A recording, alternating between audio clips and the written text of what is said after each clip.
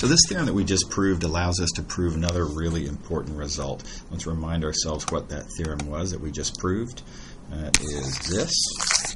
If you have a collection of vectors that is more numerous than a basis, then that collection of vectors must be linearly dependent.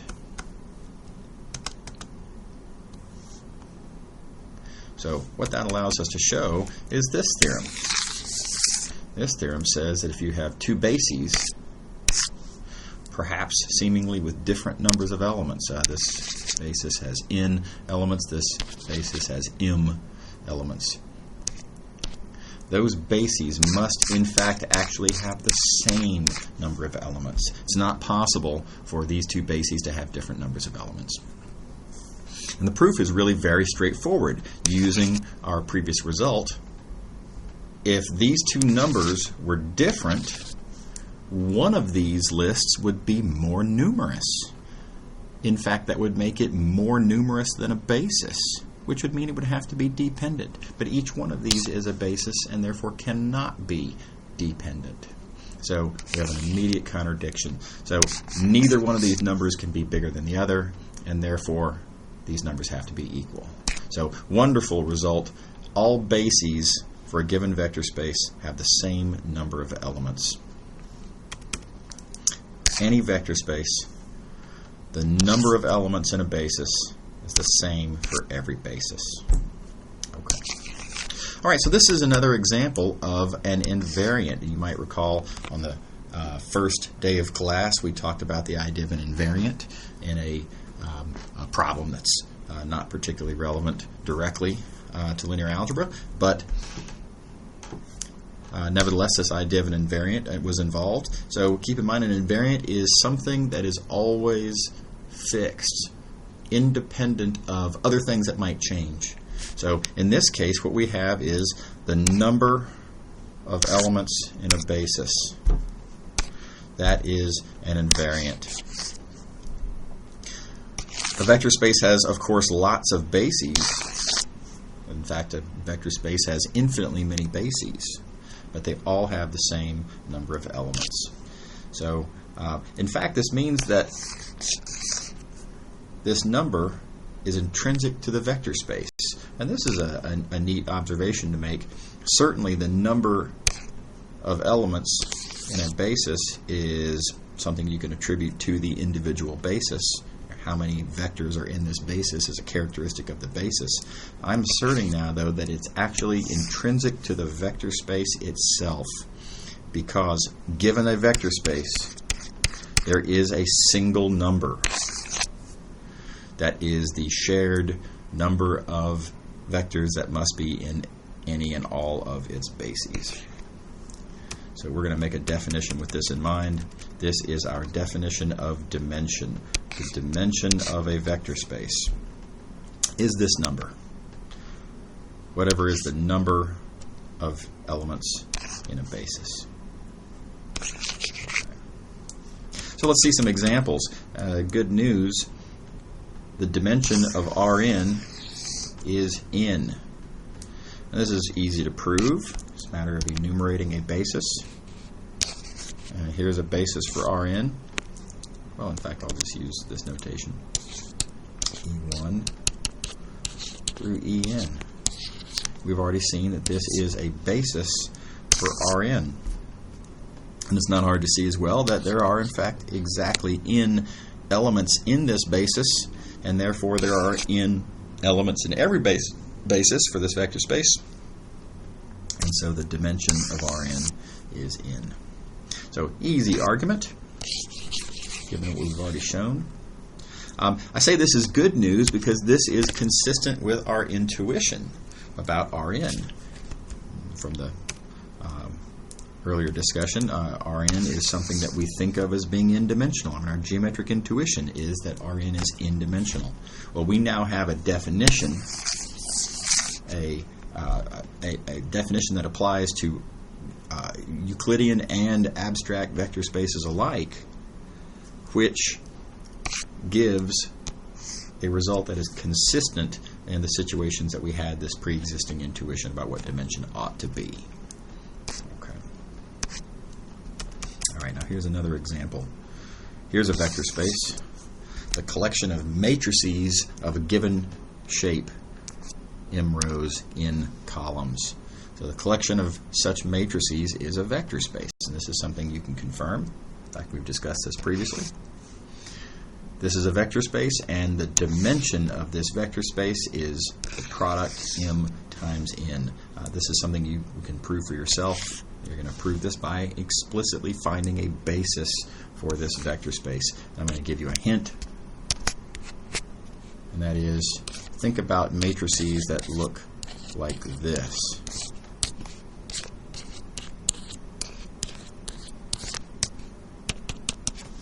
And think about how this is kind of similar to the idea of the standard basis for Rn. This, something along these lines, forms a basis for that. So you can show that this is in fact a basis. You can count how many vectors are in that basis. It will be m times n. Okay. Right. Now, not every vector space has a basis. You'll note in the definition here, if the vector space has a basis with a certain number of elements. Right, well, not every vector space does. Here's an example. The vector space of continuous functions on the interval from a to b, and we've discussed this vector space previously. It does not have any basis with a finite number of elements. So it has no finite basis. Very naturally, then, we call this an infinite dimensional vector space.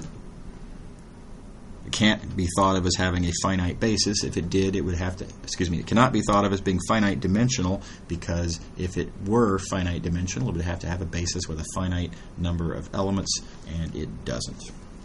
Okay. So it's an interesting idea, that of an infinite dimensional vector space. Okay.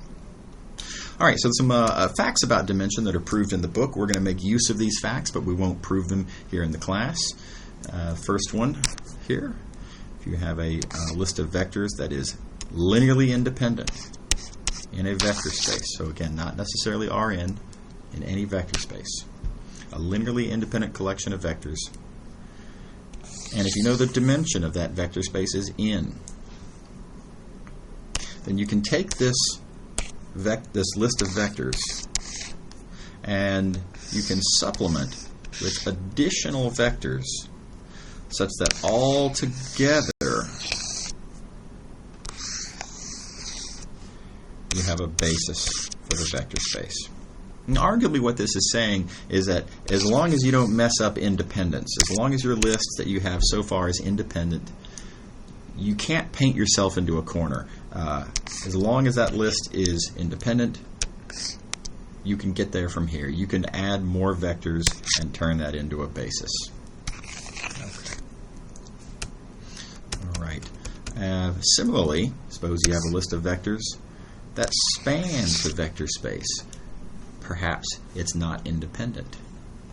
Then, instead of supplementing with more vectors to form a basis, what we have here is that you can eliminate some of these vectors to find a subset that's a basis.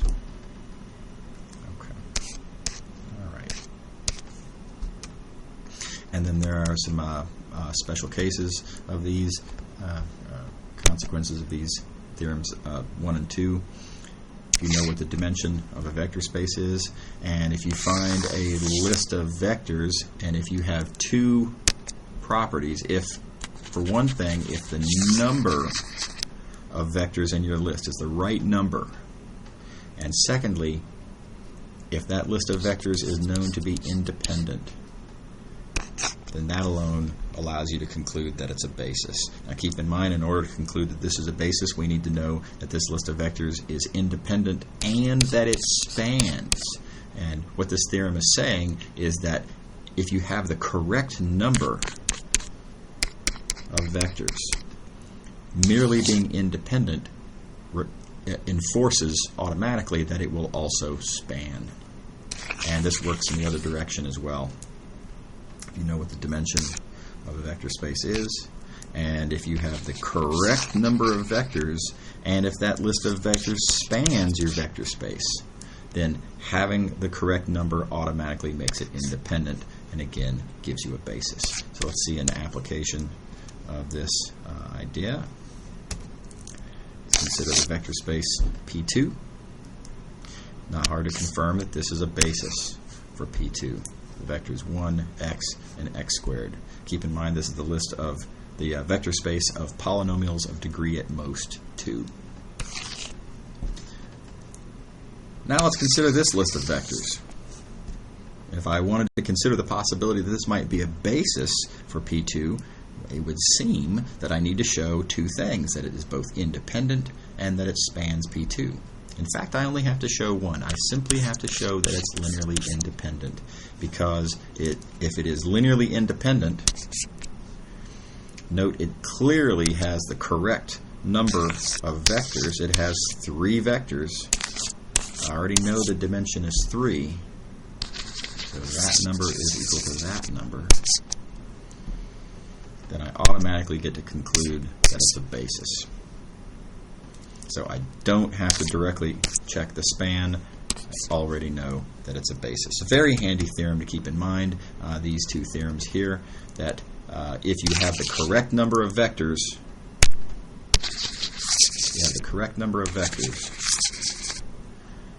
then it's sufficient to check either that the list is independent or that it spans. Either of those allow you to draw your conclusion that you have a basis.